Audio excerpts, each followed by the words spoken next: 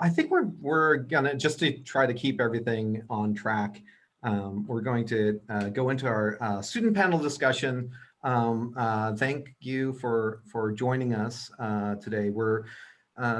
The overall topic is architecture and activism. And each of these students have been selected because of their internal activism, especially at USC, and external activism, to be quite honest. We're being joined by Esmeralda Haciendo, Abriana Aiken, Jared, and Katie Hayes, and Chizuba Ibinisu, my apologies if I'm perfect, and Jared Edgar Mcknight. I'll let them introduce themselves on what their general activist role at USC, and let them introduce themselves in a quick fashion, and then we'll have a few questions on the sort of back and forth. But in any case, go ahead and take it away, Esmeralda. Hi everyone, it's good to be here. My name is Esmeralda. I'm currently a third year in the BARC program, and I'm also minoring in 3D communication and animation. So kind of a lot, but we're getting there. So I am currently a part of the UASC, NOMA, SAWA, and AIS. So again, a lot, but we're getting there. And I'm really happy to be here. I'm working with the clubs to kind of just push and drive for minority architects to be represented in our education, and just to kind of be learning more about women architects and minority architects in our time here at USC. So it's really good to be here. And maybe Abriana next. Yeah, hi everyone. My name is Abri. I'm a fifth year in the BARC program. Like Esmeralda, I'm involved in a lot of student orgs, but I was just the past president for SAWA, the Women in Architecture org. I'm the representative on the Architectural Guild. I've also been in the curriculum committee, a lot of stuff. One of the most amazing things that I've been able to do this semester and last semester with Katie is the Comprehensive Diversity Initiative, which has been focused on perpetuating EDI within the School of Architecture. And we actually got to have a grant-funded community design charrette with local high schoolers that Katie and I are probably going to talk about later, but excited to be here. Great, and along with that, Katie. Hi everyone, I'm Katie. I have a very similar introduction to Abri. I'm also a fifth year architecture student. I was the former president of AIAS here at USC, and I'm working with Abri on the Comprehensive Diversity Initiative, which is a student-led activism initiative, and as well as this high school mentorship program that we received. I have lunch vouchers, you guys. Awesome. That's exciting news. But yeah, so we're looking to grow that program even further. Yeah. And then Chizuba Ibinisu. I'll pronounce it. It's Chizoba Ibianusi. It's all right, Scott. My apologies. Yeah, it's Nigerian, so it's not as easy as some other names. As you're you. So yeah, my name is Chizoba. I'm in the second year of my Masters of Architecture program. I have found that like activism and being active in architecture has been challenging at times. So I'm really glad we're here discussing this. Just kind of being me and being in the program can be seen as small forms of activism. So people can just have more representation. I'd also say that recently I was invited and part of some work around the Black Reconstructive Collective, which will be presented next week. So check that out. There'll be speakers talking about the work going on at during the Black Reconstructive Collective and their exhibit at the MoMA.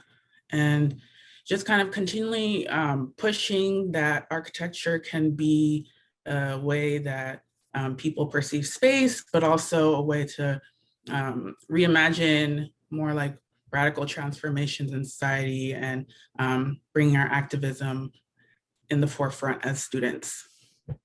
Thank you. Very good. And Jared Edgar Mcknight.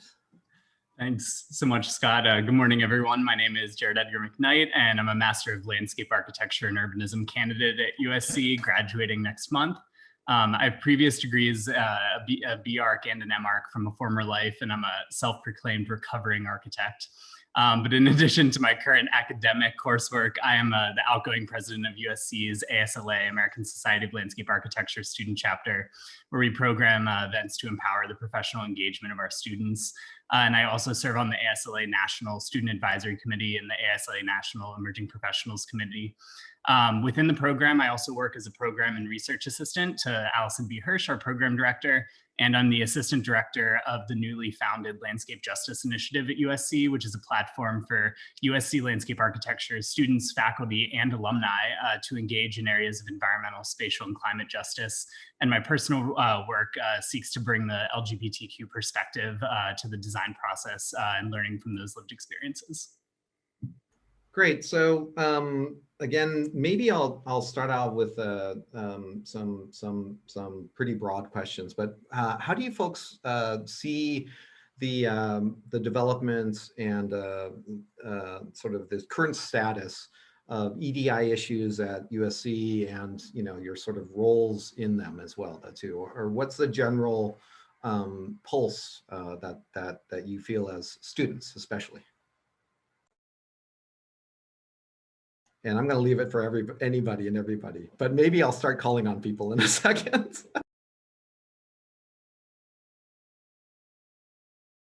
All right, Jared, I'm going to say Jared. All right, well, I'll just say as a general outsider, as a landscape architecture student in a large school of architecture, I've been so encouraged over the past year by the collaborations I've been able to have with some of the fellow students on this panel and sort of the larger student organizations through our student leadership. Over last summer, we all really banded together in a way that I had never experienced before, kind of at the collegiate setting, where we were able to share ideas very openly and just very engaged and empathetically in the process, be able to hear each other and sort of support each other in ways that I think are driving really important change within the School of Architecture. And I've just been blown away by some of the work that Avery and Katie have been doing and sort of the other teams of students that have been so committed to this work. Avery, with that said, what's your pulse on this? Definitely. I know something that some folks want to talk about is the term citizen architect, and I think that that's a really great start for, USC is placing an emphasis on us becoming citizen architects, or at least architects that care about communities and care about community-based design and equitable design. And I think that that's a really great start. And I think that there's still a long way to go at the School of Architecture, and just for us as people in the field of architecture, when it comes to caring about and really focusing on spatial justice and designing spatial justice. So Katie and I have really just been trying to focus. We've connected with the dean multiple times, with faculty, to say, how can we get EDI further embedded within the classroom? And we've been actually really successful with those meetings with the dean. He gave out that statement at the end of last semester. Classes like ARC 114 with Professor Von Oyen have been really successful in starting to have these conversations about EDI in the classroom. That being said, I still feel like there's a really long way for us to go, and I'm excited to see how the school continues on this track of us becoming citizen architects, or at least architects that care about community-based design and spatial justice. Chizuba, do you want to, do you have anything to add to this?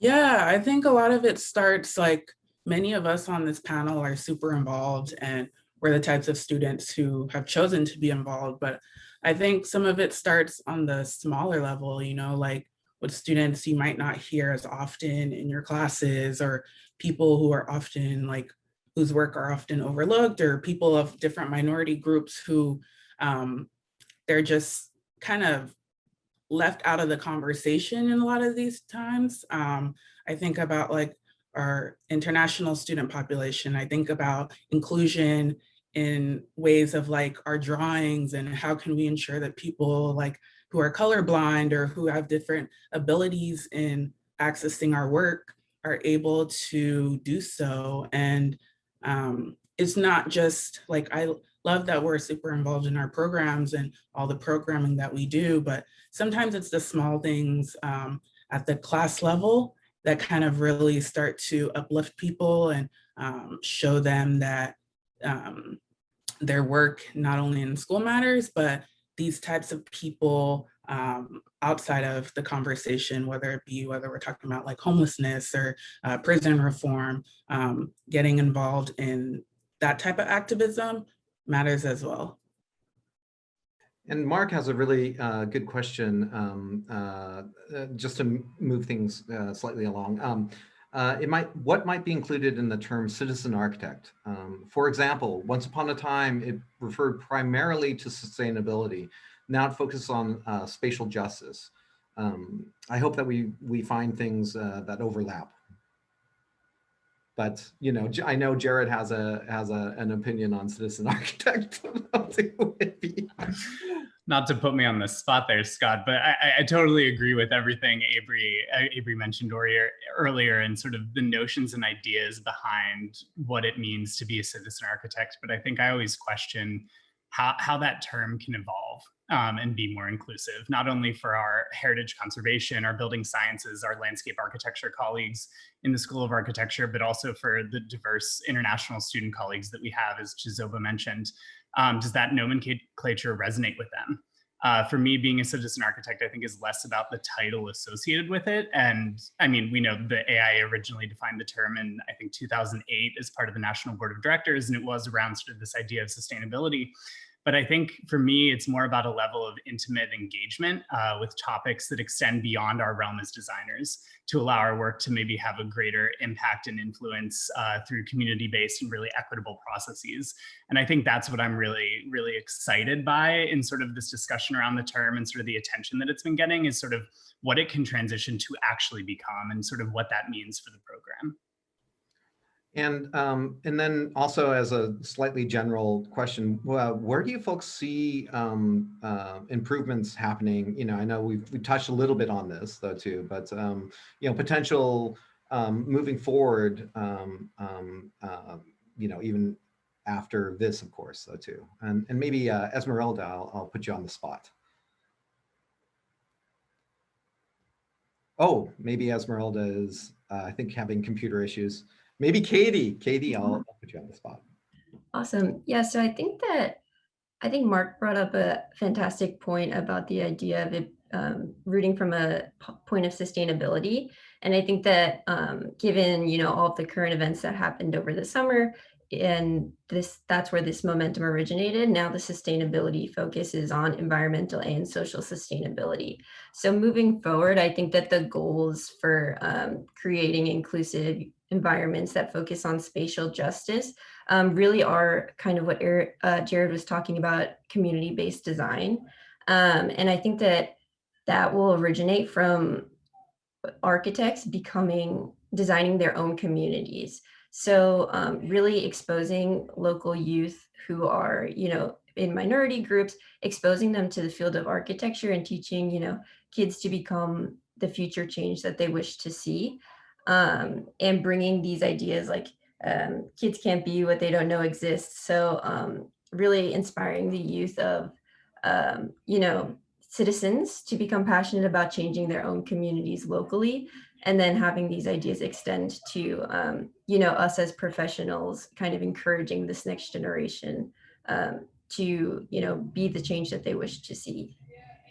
And I know that there's been, some improvements in studio briefs and sort of the sort of design focus, but I know there's also questions out there on is there other agenda that we should have as an architecture department that are beyond basically, design services involved per se. And I know that that's sort of a topic that's out there with you folks as well, though, too, given your own volunteerism, et cetera, though, too. So I'll let anybody grab that.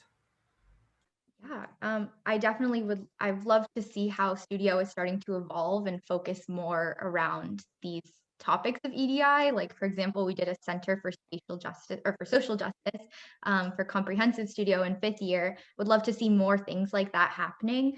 But also, I think there is an opportunity for the school to really push this idea of diversifying the field. And so that's something that Katie and I are doing with our grant, where we are going to local high schoolers and teaching them about architecture, introducing them to this world of architecture that they might not know existed, and how they can actually solve problems in their communities through design Cut it out. See you guys in a bit. Bye, guys.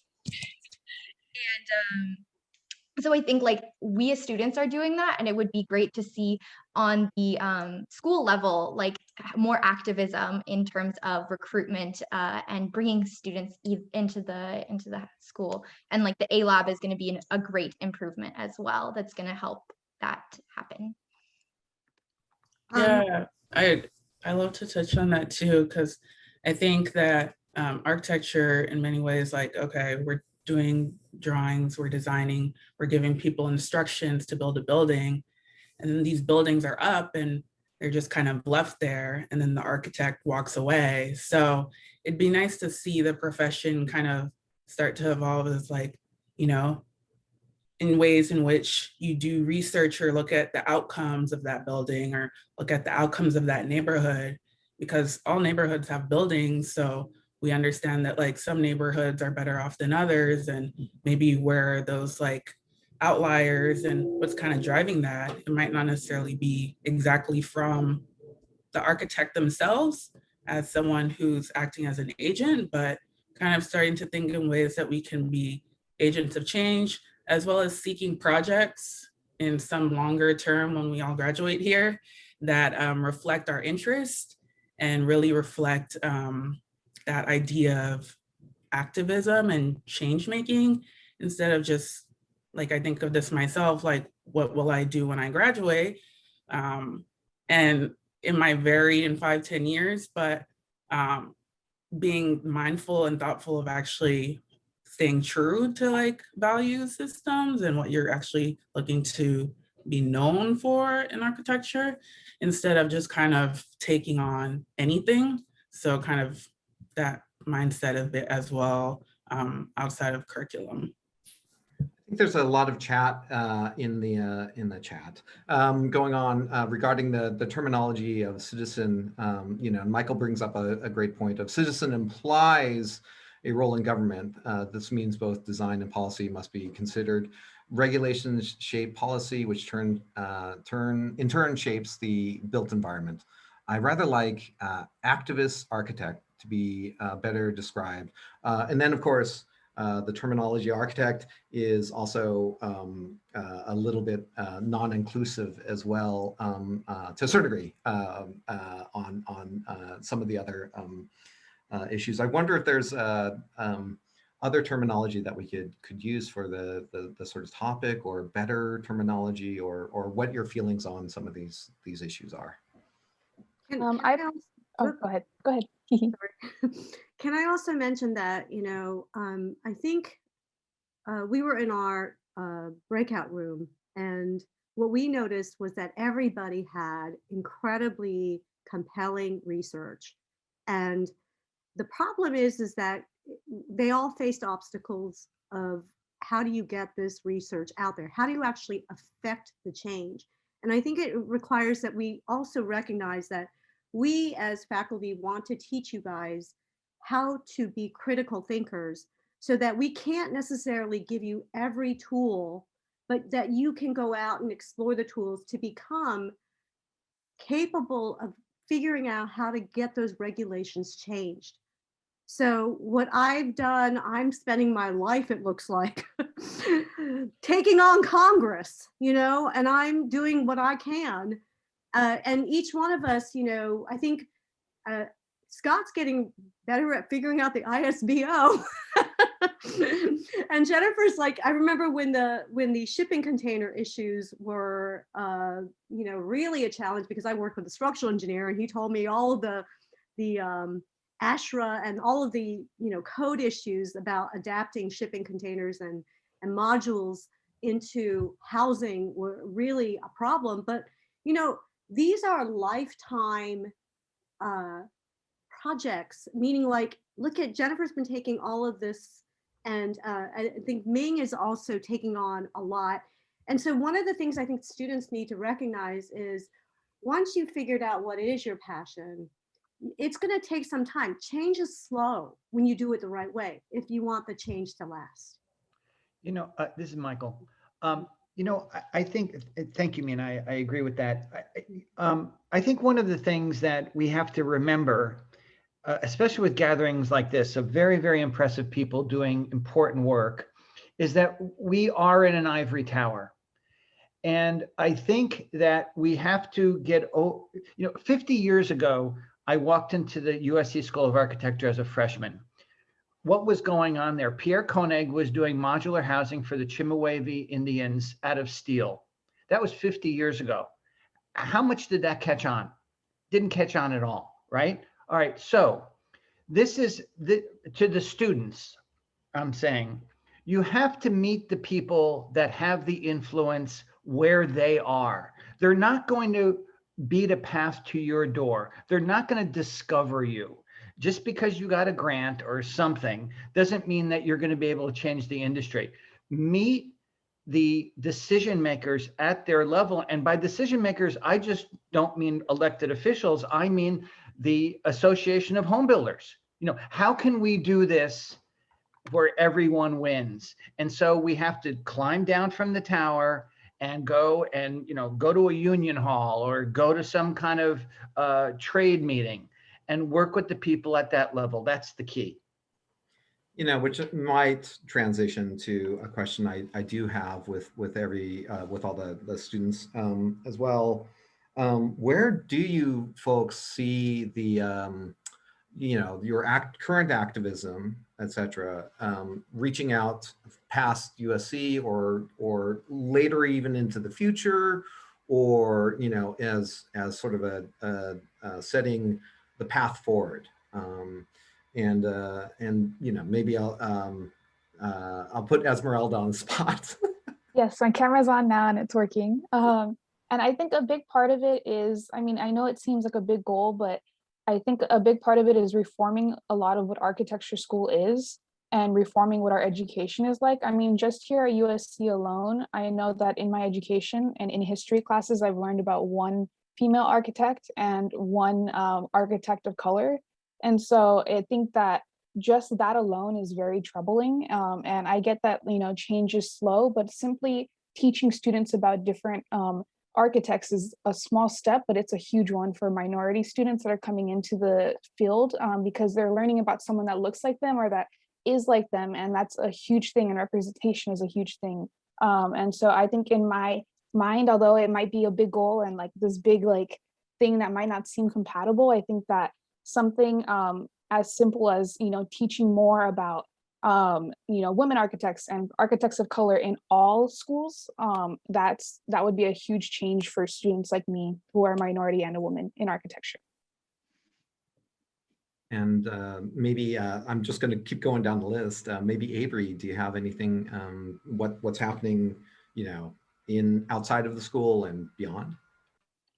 Yeah, I mean, we're going to continue to apply for grants and get our connections. We're starting to connect with LAUSD and get these design shreds and talk about architecture with high school students. And I think we're just expanding our reach outwards. And I think it's amazing that we have so many connections to organizations like AIAS at the school and NOMOS. And so hopefully we as activist architects, students, like hopefully we will take all that we have done at USC and continue to be a part of NOMOS and AA as we transition out of school. And so hopefully these ideals stick with us, and we now have, and hopefully we continue to make the school even better so that we have the tools so that when we go out into the field, we know how to be citizen architects, activist architects, whatever term we end up using.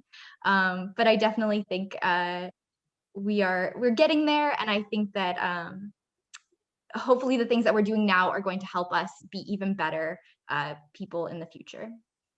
And maybe Katie, I'll put you on the spot. You're about to graduate as well, and so what's the future holding in this sort of agenda? Yeah, I think just taking the ideas that I learned from school and the ideas that I hoped I had learned from school and continuing that in my practice and carrying that in the ideas of, when I'm designing things. I just wanted to touch upon what Mina and Michael were talking about, how change is slow process. But I do believe that like a lot of little changes can make a big difference. Like Esmeralda was saying, if, professors mention more minority and women precedents in their classrooms, or even something as simple as, providing us with plotter paper in our plotters, like made a huge difference for a lot of people. So I think that just if there's an injustice that you see, like, there's no plotter paper, making that change just can start that momentum of continual changing. And these little things really add up and make a big difference in the education that we're receiving. So even though change is slow, I think that a lot of these little changes that can be made, in terms of the curriculum, the precedents, and being more inclusive are like all in the right direction. And I think that's kind of the energy that I want to take with me as I graduate and start practicing. And Chizuba, what does the future hold for you, and or how do you foresee things beyond school, perhaps, or etc.? Yeah. I don't think I'd be teaching anytime relatively soon, but who knows what the future holds. A project that I'm interested in and working with other designers on is for the Sapelo Islands on the South Carolina, Georgia coast. And what's going on there is that the Gullah Geechee culture is really declining and they're losing a lot of their land. And I've talked to a few other like Black designers who are interested in doing work for rebuilding like people like homes and communities who have like gotten their lands taken from them. And then also maybe not on the design front, but like whether it be like informational stuff about them, like making t-shirts, bags, all that stuff. I'm working with someone on that. So just kind of looking into projects that might be a little bit more nuanced, but it could be something on the side where it allows me to like pursue my interests while also contributing in some way. And I remember I was talking to someone and they're like, some of these projects in architecture tend to be highly speculative anyway. So projects that you might think will go through either don't or do, and just kind of being, knowing that you have to kind of stick with it and not give up your hope or passion for working in this field just because not everything comes to fruition. Yeah, Chizuba, I could give an entire lecture on these are the hundreds of projects I've worked on that have not come to fruition. But anyway, Jared, what's your outtake on the future and etc.? I think for me to achieve this lens of activism and really allow students to take on more advocacy and activism through their work, I think it requires us to break the bubble that academia so often confines us to. In my previous degrees that are almost 10 years ago now, I worked very much in that bubble. And after working for 8 years, I came specifically to USC because the MLA+U program is so engaged in the communities that we're studying and working in this living laboratory that is Los Angeles. And I'll be returning to practice after graduation, but I hope to teach one day soon. And I'll be staying actively involved in the Landscape Justice Initiative at USC, which is really providing a vehicle and support structure for the program and sort of the work of our students and alumni to be really actively engaged in community partnerships and contribute to really immediate local impact. I agree that substantial change does take time, but I think meaningful change can happen very quickly. And I really intimately feel that way because just some of the work that I've been exposed to through the Landscape Justice Initiative last semester, we teamed up with the state parks organization, a local group called Las Abuelas del Parque at Rio de Los Angeles State Park, and a number of other organizations. And we designed, with a community participatory process, a community garden for the community that we designed, installed, and implemented, and are continuing to maintain and take care of in perpetuity for the next few years. And it was a process that was very quick. It happened within one semester, but it's going to have meaningful change and sort of meaningful opportunities and activism in that local community, encouraging others to learn about California native plants, reclaiming this sort of blighted area of the park that had been underutilized for years. And those partnerships happened in a very short time. And I think that's the level of activism that I'm like super engaged by and really hope to continue. And then later today, I'll do a shameless plug. I'm also speaking on some of my work with LGBTQ unhoused youth and some of the community engagement that I've extended myself to do outside of my own studio and sort of capstone project. And I feel like I am definitely sort of hogging the questions. I'm wondering if anybody else has questions that they have out there as well too. I just wanted to comment to, I mean, basically I agree with a lot of almost everything that was said here and written in the chat. And you just mentioned, Scott, that, you know, architect might be kind of an exclusive determination of or description.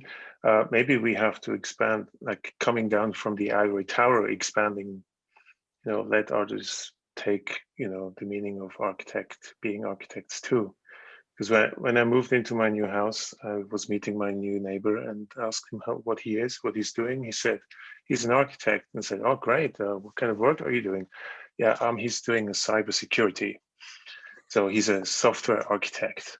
That's what he calls himself. And basically, uh-oh.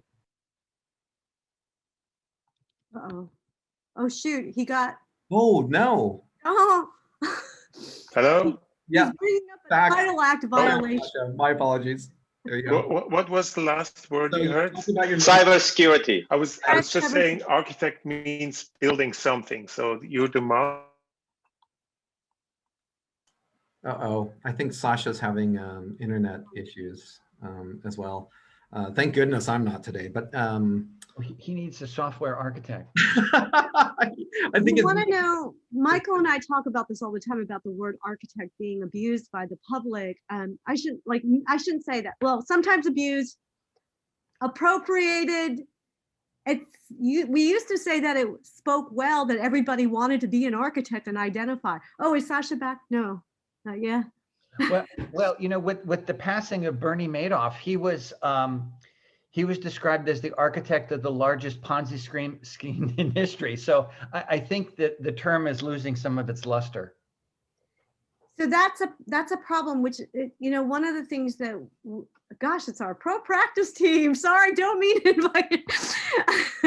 But one of the things that we have noticed over the years that is a problem that we need to take back is what our skills are making all of our students capable of taking on to change the world.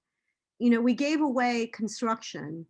We do not want to give away the physical environment, which is why I'm doing what I'm doing, you know, but others are taking over and saying that they are the architect of this, the architect of that, and they're building their ideas and calling themselves architects. So we need to make sure that we find ways of claiming that back so that we can be credited for the changes that we want to affect in whatever areas you want to affect it. I think as a student, I know that the terminology citizen architect becomes very problematic for a lot of people, students and faculty alike. But I think personally for me, when I hear the term citizen architect, I think of the definition, the AIA definition that Jared brought up earlier, which basically talks about, you know, placemakers who are striving to create places that make a change in their community and that have positive impact. So I kind of personally just like to focus on the definition of it and the meaning behind it instead of the words itself, because I know that they're problematic and they bring up a lot of issues. But so does other terminology that's used in the classroom, such as little microaggressions and things of that nature. So I think taking the meaning behind citizen architect could sometimes be more important than, harping on the terminology of it.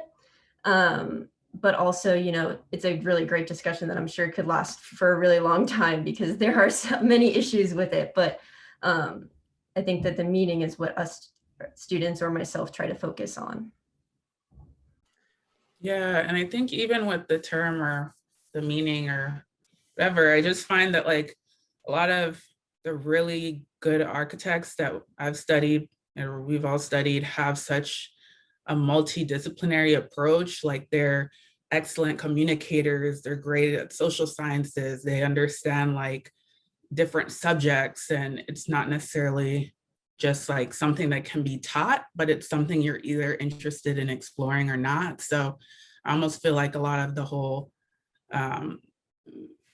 mystery around this term is on each of us as students to kind of look into it more and really be either engaged in it or not. And if we're not, then we won't really develop outside of the more like building functions of it all.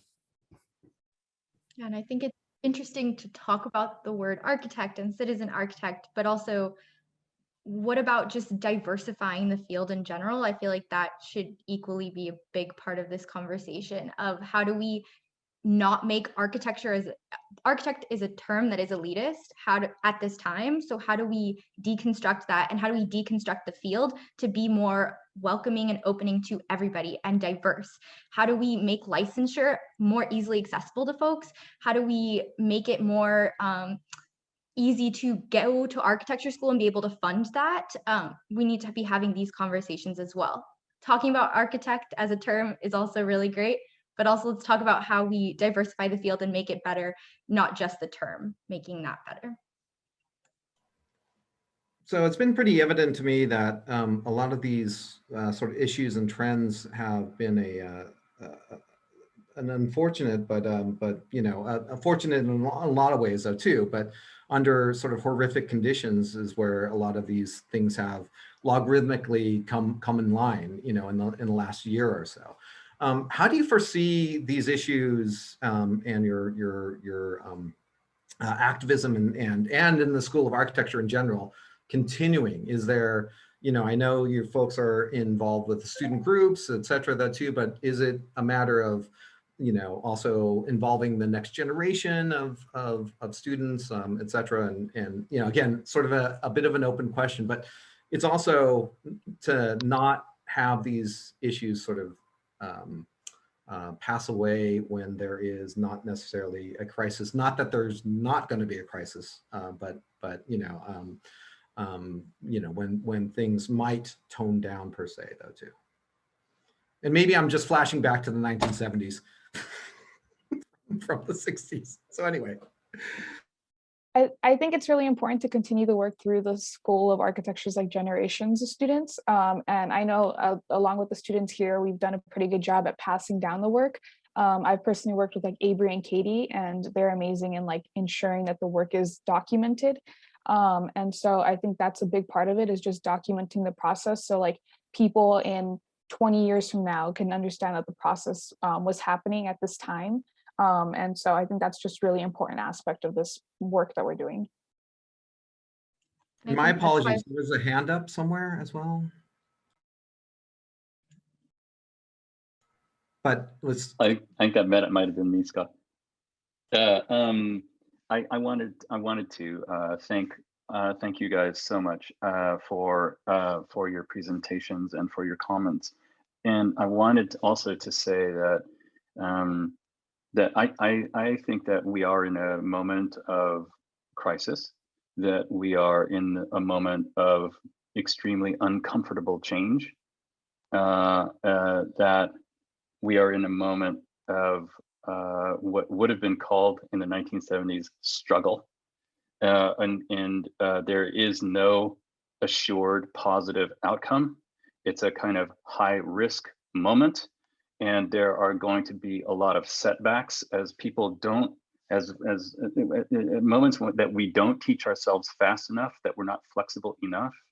And And a lot of people who have invested a lot of time, not only in this institutions, but other ones like it, will find themselves displaced, which is something that no one likes to feel. But at the same time, I think that there is enough ingenuity and optimism and flexibility in the students to help us. There are things I feel that students can talk about with great acuity and flexibility that I cannot. That the vocabulary comes easily to you. And I feel like, I mean, I'm bilingual, but I feel like I'm learning another language and it comes out sounding weird.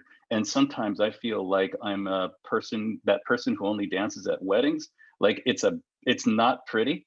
And I feel like there's a certain, I want to say responsibility, but maybe that's too much. I really do feel that the kinds of thinking that the students are capable of coming up with now is something that will be exemplary for me in the rest of my career. I do recognize this as a very high risk, but potentially incredibly rewarding moment for all of us. Anyway, that's all I want to say. Just my 2 cents there. Thank you. Yeah, and I think that's why we're so excited to be able to talk here with you all today. There's so many faculty here, and if you are ready to meet us at this point, we are excited to engage with you in these things and have that conversation continue within your curriculum. And so for the students who are here, we would love for you to join us and keep this passion alive, especially if you're not graduating like Katie and I are, and Jared. So if there are folks who are really passionate about this, like join us and have these conversations with us and keep these things going. But for the faculty, have these conversations with us too and meet us here and help us help you to develop the curriculum to be even better than it already is. Like that's all we kind of want, is to make the school better and have these conversations together. Yeah, and maybe I'm wondering if there's some sort of actionable issues as well. I know that there's all sorts of databases sort of floating out there, and there's all sorts of pseudo resources. But even in getting a curriculum agenda together, it's quite hard to, or it's a little bit difficult at times, especially in sort of an urban planning issue or something of that nature, to go beyond just the few resources or a few examples. So I'm wondering if there's, you know, databases and other agenda that we could all come up with though too, because, you know, that is one of the slightly absurd things that besides the usual suspects, a lot of times you're referencing, it gets a little tough on the quote unquote normal agenda of and I think we'll get into that with the faculty discussion though too, of, you know, sort of the classical precedents and the quote unquote normal, quote unquote usual suspects though too. But beyond that, I'm wondering if there's other things. Yeah, that brings up a good point, because it is like a professional degree. So obviously in other professions, law, medicine, whatever, like there's always these standards that you have to teach. But I'm wondering, like, if the faculty and the professors, like if they come from a variety of different backgrounds, schools, like it brings more of a wealth of knowledge to the curriculum. And it brings not just diversity in terms of like ethnicity or ability, but it brings like diversity of like experience, when like the people that teach us come from so many varieties and backgrounds. And I know some schools do that. So I think that's important for us to begin to think about that at USC architecture. I also think too, when we're talking about like diversity of the student body, it's been great, like being part of like arts and action initiatives that like are really looking to do that. And I think that's important. But, you know, look at the dropout rates too, and how many diverse students of color are dropping out and not able to continue, or feel like they just don't want to do this for the future in their careers outside of school. And how, like I was talking about earlier, how can we really nurture students, make them feel like this is a profession that they can do, and make them not look to other professions where they feel more representative to just go there because they think it might be easier. Because there is lots of talent that can be nurtured in architecture if it's just done right. I think I completely agree with everything you just said. And there's this sense of competition that has always been built into these types of professional degrees in architecture and landscape architecture that I'm just personally sick of.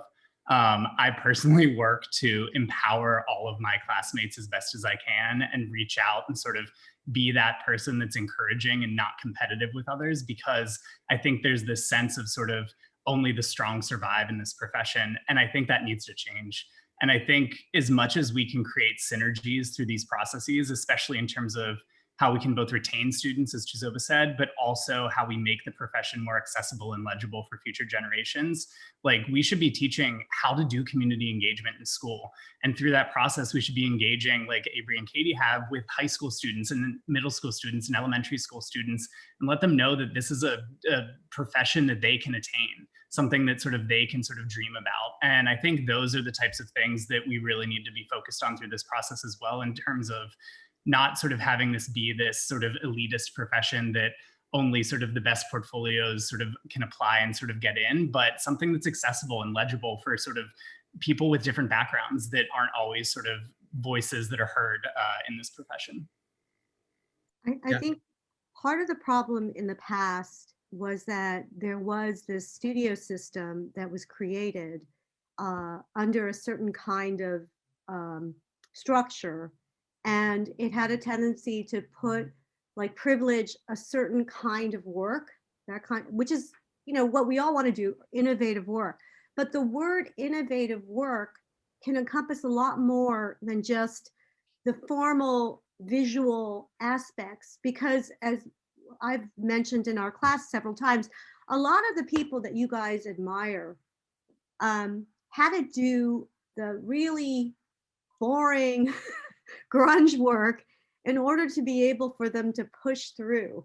And they didn't necessarily, you know, get celebrated for what they were doing. They necessarily get the, Frank Gehry was doing all kinds of, you know, stuff, schlock, he would call it, right? And I mentioned that Brooks Scarpa, they were the ones that pushed through a lot of the LEED and sustainability things before it was more popular, you know, and so the problem is, I think the academic system has a tendency still to reward in that beautiful form reward system.